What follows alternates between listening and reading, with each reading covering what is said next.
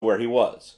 Pressing his back against the wall, he had shrunk lower inch by inch till he was actually crouching on his haunches.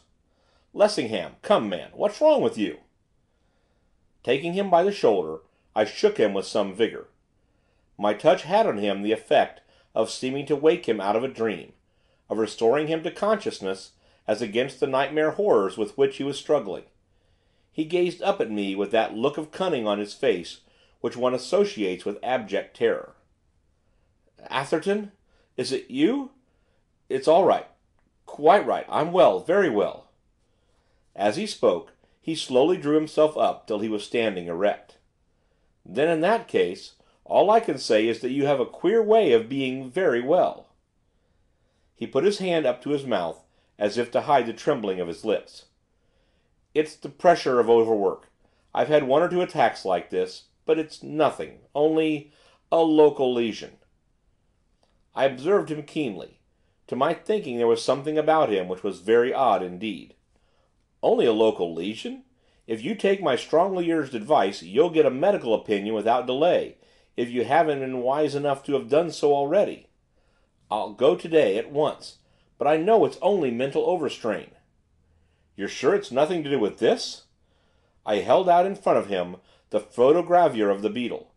As I did so he backed away from me, shrieking, trembling as with palsy. "Take it away! Take it away!" he screamed. I stared at him for some seconds, astonished into speechlessness. Then I found my tongue. "Lessingham, it's only a picture. Are you stark mad?"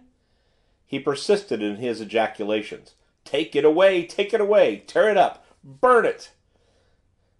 His agitation was so unnatural, from whatever cause it arose, that, fearing the recurrence of the attack from which he had just recovered, I did as he bade me. I tore the sheet of paper into quarters, and, striking a match, set fire to each separate piece. He watched the process of incineration as if fascinated. When it was concluded, and nothing but ashes remained, he gave a gasp of relief. "Lessingham," I said, "you're either mad already, or you're going mad. Which is it?"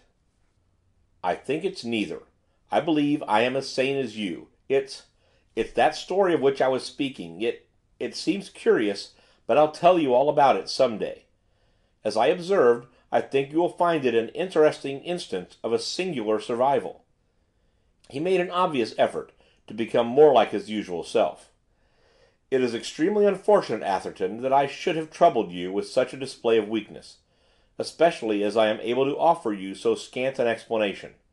One thing I would ask of you, to observe strict confidence.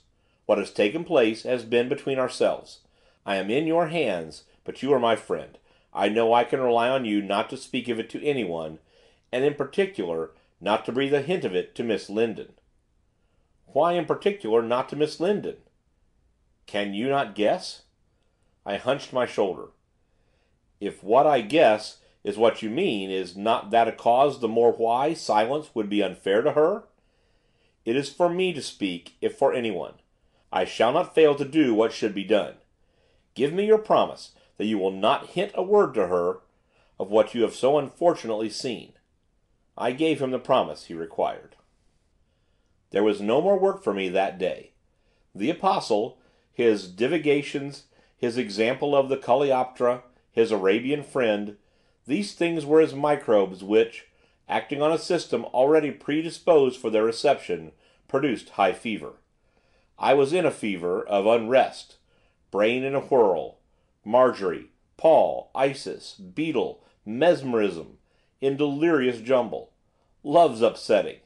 In itself a sufficiently severe disease, but when complications intervene, suggestive of mystery and novelties, so that you do not know if you are moving in an atmosphere of dreams or of frozen facts, if, then, your temperature does not rise like that rocket of M. Verne's, which reached the moon, then you are a freak of an entirely genuine kind, and if the surgeons do not preserve you and place you on view in pickle they ought to, for the sake of historical doubters, for no one will believe that there ever was a man like you, unless you yourself are somewhere around to prove them Thomases. Myself, I am not that man. When I get warm I grow heated, and when I am heated there is likely to be a variety show of a gaudy kind.